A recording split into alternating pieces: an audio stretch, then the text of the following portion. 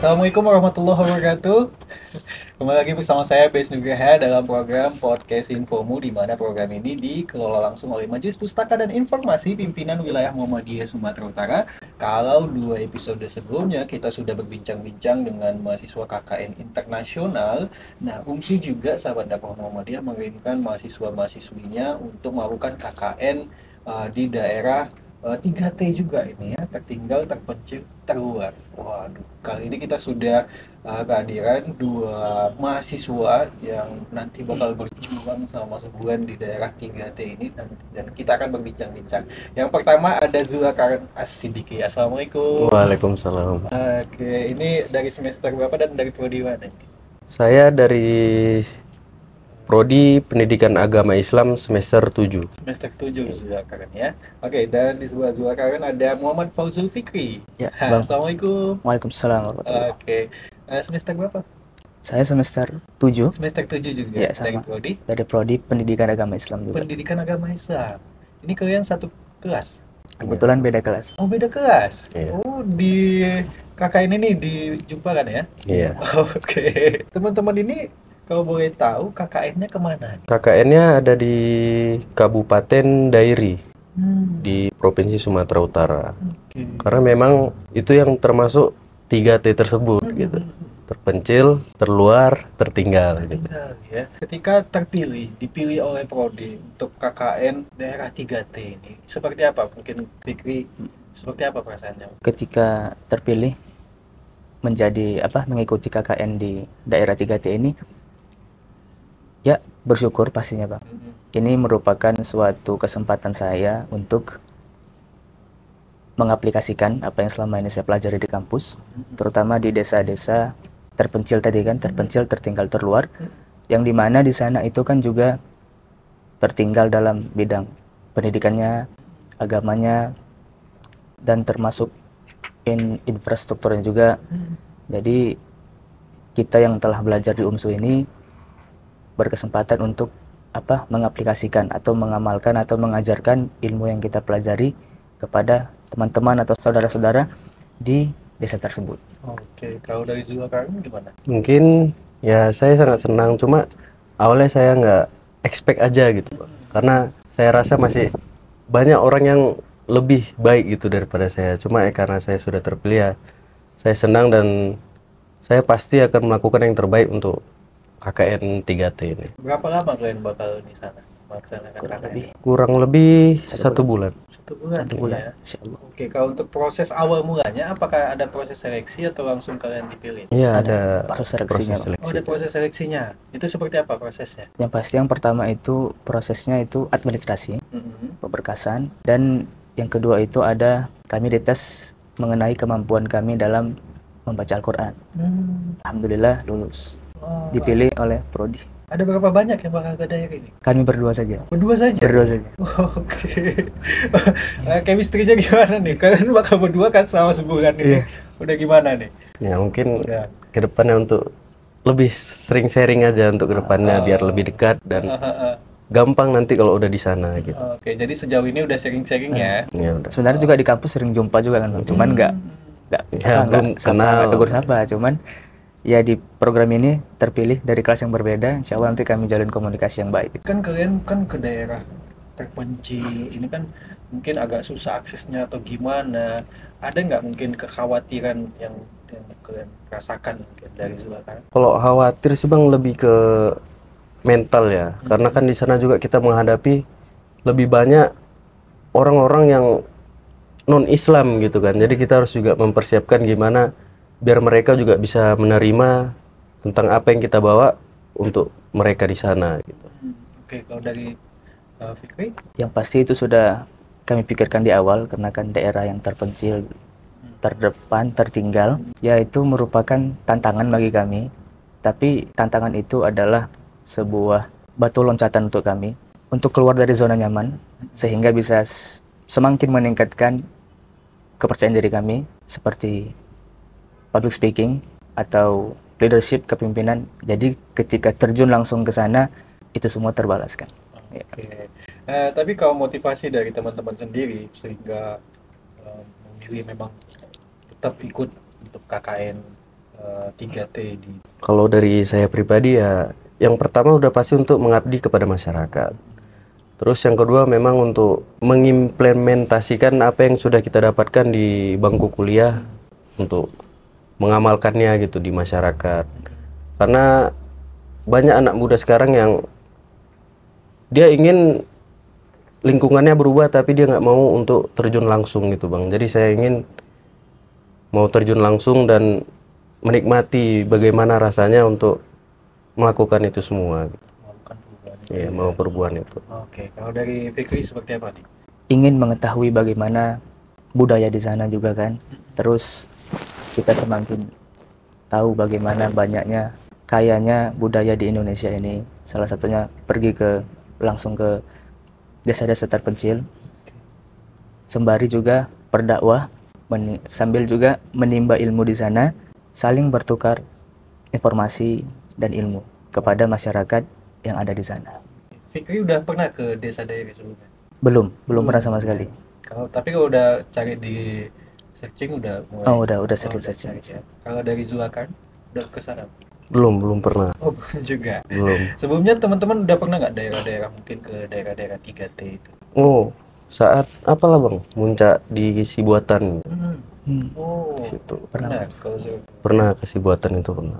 kalau Kalau saya belum pernah sama sekali, Pak. ya, ini berarti experience pertama ya? Iya, benar. Oh, kalau dari persiapan mungkin mental, kesiapan mungkin pakaian atau alat kesehatan seperti apa yang udah dilakukan dari Fikri sendiri? Persiapan yang pertama itu pasti mental, Bang, karena akan berhadapan dengan berbagai macam masyarakat dengan corak budaya yang berbeda-beda, pola pikir yang berbeda-beda juga, dan itu juga harus kita persiapkan. Selanjutnya itu ya persiapan untuk diri kita seperti pakaian dan lain-lain untuk kepentingan pribadi kita di sana. Juga ilmu, mengulang kembali pelajaran-pelajaran atau mencari informasi sebelum ke sana. Jadi kita ketika di sana pun tidak linglung kali. Jadi sudah sedikit mengetahui seluk-beluk desanya. Kalau dari Zulkarnain sendiri apa ada persiapan khusus? Kurang lebih sama, cuma kalau untuk kesehatan gitu. Karena kan cuaca di sana dan di Medan ini beda gitu kan. Medan ini panas, mungkin di sana dekat dengan pegunungan ya mungkin ya persiapan aja kayak untuk bawa obat atau apa di saat kita flu atau apa gitu kan. Bawa baju Iya, bawa baju tebal. Oke. Cekes. Tapi kalau sejauh ini mungkin dari dosen, pendamping atau gimana? Ini kalian berangkatnya tanggal berapa? Insya Allah tanggal 1 September. Tanggal 1 September. Iya. Kembali mungkin di Tobar ya awal ya, sebulan ya di sana ya. Iya. Ini kan masih ada nih waktu menuju 1 September nih ya. Adakah persiapan-persiapan lagi atau koordinasi lagi kepada pihak fakultas yang mungkin akan dilakukan? Ya, benar. Jadi kan masih ada waktu nih, Bang. Jadi kami akan memanfaatkan waktu yang tersisa ini supaya untuk menampilkan maksimal di sana nanti. Tapi sebelumnya teman-teman ini berangkat ke daerah, orang tua udah pada tahu dan ngizini atau gimana kalau Zulkarnain? Saya pribadi sudah izin dan orang tua memang mendukung untuk melakukan ini gitu. Karena juga orang tua pasti senang anaknya terpilih untuk melakukan proker yang seperti ini gitu, Bang. Oke, kalau Zulkarnain asli Medan atau gimana? Saya asli Medan, Oh, asli Medan. asli di Hamparan Perak. Apa ya? Kalau dari Fikri dari mana nih asal? Saya juga, Bang, asli Medan. Oh, asli Medan. Asli Medan. Dapat izin? Ya, alhamdulillah. Jadi sebelum menyatakan ketersediaan kita kepada prodi untuk mengikuti program KKN 3T ini, ya saya diskusi dulu dengan orang tua bagaimana izin dan segala macamnya. Alhamdulillah orang tua dukung, dan mudah-mudahan dengan dukungan dan doa orang tua ini bisa membuat kami semakin semangat dan juga dimudahkan urusannya di sana, insya Allah. Ada nggak orang tua khawatir atau gimana karena mungkin ke daerah terpencil gitu? Kalau Khawatir. ayah mungkin mendukung karena ya anak laki-laki kan. Kalau ibu mungkin ada sedikit khawatir, cuman ya bisa diyakinkan. Kalian sebagai salah satu bagian di Universitas Muhammadiyah Sumatera Utara, mahasiswa ya kan, bagaimana melihat UMSU saat ini yang terus berkembang dan seperti apa mungkin bimbingan dari para dosen pendamping dan dari fakultas sendiri terkait dengan KKN ini, seperti apa? Melihat UMSU yang terus berkembang ini saya bangga Bang, menjadi salah satu mahasiswa di Universitas Muhammadiyah Sumatera Utara, dan dosen-dosennya pun juga alhamdulillah menerima kami tanpa membeda-bedakan gitu. Jadi saya bangga untuk menjadi atau telah jadi mahasiswa di UMSU ini. Ya, oke, mulai Fikri. Melihat kampus kita dengan kemajuan yang sekarang, saya sangat bangga dan senang tentunya sebagai mahasiswa dari Universitas Muhammadiyah Sumatera Utara. Dengan berkembangnya UMSU ini, pasti nanti di masa depan akan semakin diminati dan dipercayai oleh berbagai kalangan untuk kemajuan di bidang pendidikan khususnya. Untuk KKN 3T ini, apakah pertama kalinya dilaksanakan oleh UMSU? Untuk KKN 3T ini kebetulan sudah ada yang pertama. Pertama itu kemarin 3T-nya di Nias, di Pulau Nias. Ya. Dan kami ini yang kedua di Dairi. Mungkin pesan-pesan nih kepada adik-adiknya, adik-adik kelas mungkin ya, supaya ibaratnya bisa terpilih dan memang meyakinkan niat, karena kan meyakinkan niat untuk ke daerah 3T ini kan nggak sembarangan kan gitu. Kalau dari saya ya, persiapkan yang pertama sudah pasti itu mental, yang tadi yang sudah bolak-balik kami katakan, mental, terus juga kesehatan, dan emang ilmu, karena kan sebelum kita melakukan ini kita juga sedang melakukan PKP gitu kan Bang. Jadi ya paslah untuk lebih siap gitu untuk menghadapi KKN 3T ini. Ada Fikri. Mungkin dari saya bisa bilang untuk teman-teman di UMSU, khususnya adik-adik di Prodi, untuk tetap semangat belajarnya, tingkatkan soft skill kita, hard skill kita, yang mana itu akan berguna ketika kita nanti lulus dari kampus kita.